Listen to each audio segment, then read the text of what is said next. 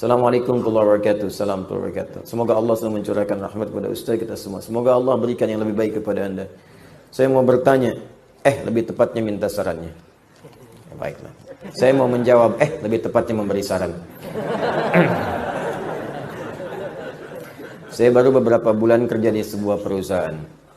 Baik, di satu perusahaan. Kita bekerja 8 jam, bukan kita, Anda bekerja 8 jam per hari plus 1 jam istirahat. Tapi dalam sehari jika di total jam kerjanya cuma 4 sampai 6 jam per hari. Karena memang kerjaannya tidak banyak. Sisanya ada yang tidur, main HP dan lain-lain.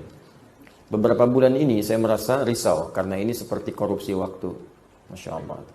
Mohon sarannya Ustaz, apakah saya harus meninggalkan pekerjaan?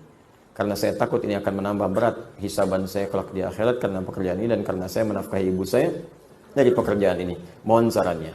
Sepanjang pekerjaan itu halal, bukan pekerjaannya yang ditinggalkan, tapi kebiasaan Anda yang dirubah.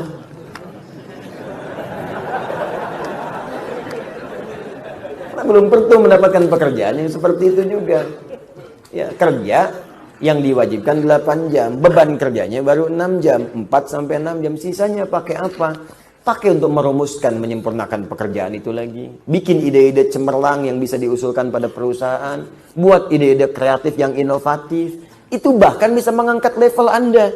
Ketika Anda punya usulan, usulkan ke atas. Mungkin yang pertama belum diterima. Kedua munculkan lagi. Ketiga. Sehingga nanti supervisor melihat nih, idenya banyak nih.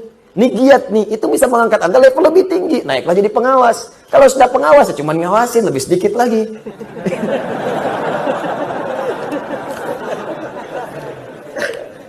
Bisa jadi pakai apa? Ya pakai untuk ibadah di situ, baca Quran. Setelah itu minta berdoa, ya Allah berkahi pekerjaan saya.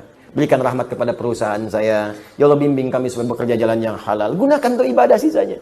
Imma Anda membuat ide-ide kreatif atau Anda coba deteksi apa nih pekerjaan untuk besok. Siapkan lagi. Itu yang dimaksud ayat fa idza faraghta fansab. Jika telah selesai yang sekarang, siapkan buat yang nanti. Saya membiasakan rumus Quran ini sejak belajar. Saya mau belajar ke Timur Tengah, bahkan saat lulus pesantren, ya sebelum ke Timur Tengah saya mampir dulu ke satu kampus di Fakultas Dirasat Islamiyah di UIN, Syarif Hidayatullah. Itu sebelum saya masuk, saya pengen dulu bahkan ke Madinah, ke Jamiah Islamiyah. Ya, sejak kelas di 2 SMA, setara itu, 2 aliyah, di pesantren Darul Arqam, itu saya sudah ikut daurah. Daurah pelajaran yang akan diajarkan di Madinah. Saya kumpulkan semua pelajaran-pelajaran itu. Mana buku-bukunya? Bahkan saya tanya siapa yang ngajar di sana. Saya kenalan dengan guru-gurunya. Ada Syekh Faiz, Syekh Sultan, ya Syekh Afifi dan sebagainya. Saya kenalan, saya pelajari sebelum berangkat.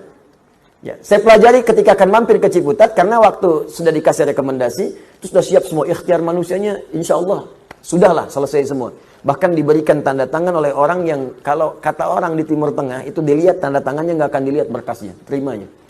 Semua udah ngasih. Tapi perhatikan, ketika Allah berkehendak, maka tidak ada yang bisa mencegah kehendaknya. Terjadilah bom Bali itu.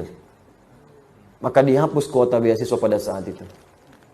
Ya, harap-harap kemudian bisa ke Madinah, nyangkut di Madinah Ciputat. Masuk ke situ. Tapi pun manhaj gak keluar.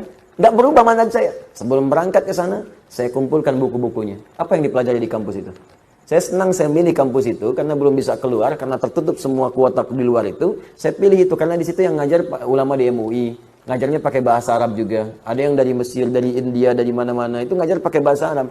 Dan kalau MUI ngajar yang dibahas fatwa-fatwa yang sedang dibahas, ya fikihnya macam-macamnya. Saya kumpulin dulu buku-bukunya sampai semua mata kuliah di awal-awal saya kumpulin. Ya saya pelajari dulu. Jadi begitu masuk udah jelas sudah tahu. Oh ini yang mau dipelajari. Kalau sudah tahu apa yang dipelajari sampai poin-poin ujian pun soal-soal saya kerjakan sebelum masuk. Saya udah paham, ini gurunya ini, kebiasaannya ini. Ini senang begini, ini senang begini. Ini senang jawaban begini. Jadi kalau ada guru yang senang jawaban pendek, gak usah panjang-panjang. Panjang-panjang malah 0 nilainya. Senang pendek ya pendek, panjang ya panjang. Ya itu, kalau sudah seperti itu selesai. Apa yang saya kerjakan? Saya bisa isi waktu saya, pergi ke perpustakaan, bikin catatan, baca lagi, kembangkan lagi, nulis lagi. Kadang saya nulis sendiri, bikin soal sendiri, kerjain sendiri. Demikian, akhirnya itu yang kita isi dan selesai, manfaatnya terasa. Ya begitu kemudian datang di pertengahan, datang undangan ke Libya, saya berangkat kemudian ke sana secara singkat, sama persis saya pelajari juga. Dan hemat waktu saya banyak, akhirnya saya bisa ke perpustakaan, saya petakan di perpustakaan, bisa menulis, bisa macam-macam, kumpulkan. Dan ternyata Allah sangat indah memberikan takdirnya. Ya, harap-harap ke satu tempat, Allah tempatkan ke tempat lain dulu untuk belajar ke tempat-tempat lain yang lebih luas. Dari Libya kalau libur bisa ke Mesir, talaki ke Syekh Azhar langsung belajar ke beliau, dan ke Tunis juga berangkat, sempat juga ke Saudi juga, masuk ke Ummul Qura juga, lihat juga sekitarannya. Jadi hampir semua tempat dengan skala madhab itu saya belajar. Akhirnya harap-harap dapat satu diberikan lebih daripada itu. Balik lagi. Maka fa'idha faraghta fansab wa ila rabbika farghab. Jadi bukan ditinggalkan pekerjaannya, tapi dirubah kebiasaannya.